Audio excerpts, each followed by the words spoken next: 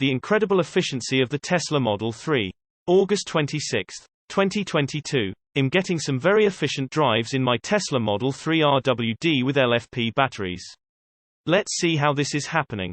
I've had my Model 3 RWD with LFP batteries for 5 days now. It has been a joy to drive and also to figure out how the energy and efficiency works. I'll go over that now. Electric cars are different than gas cars in that you don't have an engine you pour fuel into a fuel tank for it to use. Instead, for my Tesla, there is a giant battery farm on the bottom of the car that acts as the power source. There's also a smaller secondary battery as well. The energy used is on a part of the Tesla center console called Energy.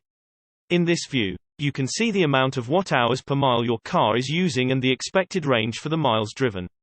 In the case of this picture, mine is 327 miles of range, which is well above the 272 EPA range stated for the Model 3 RWD with LFP batteries.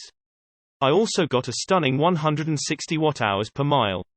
This drive of mine was for 30 miles and included some freeway driving, some city driving, and some parking lot driving.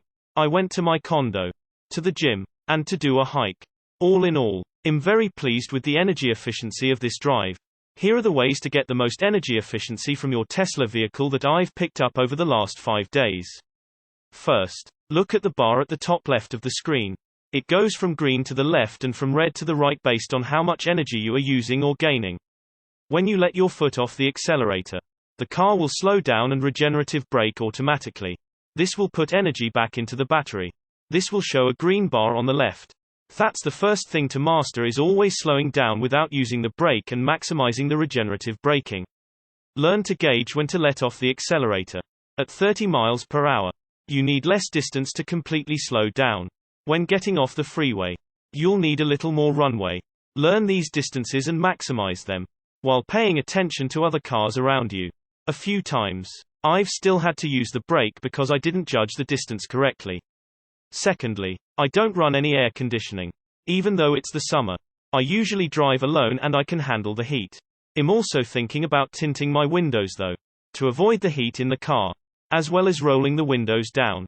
Tinted windows will also help the Tesla from kicking off overheating protection at 105 degrees Fahrenheit. Third, avoid bursts of acceleration, even though they are very fun and you can impress people with them.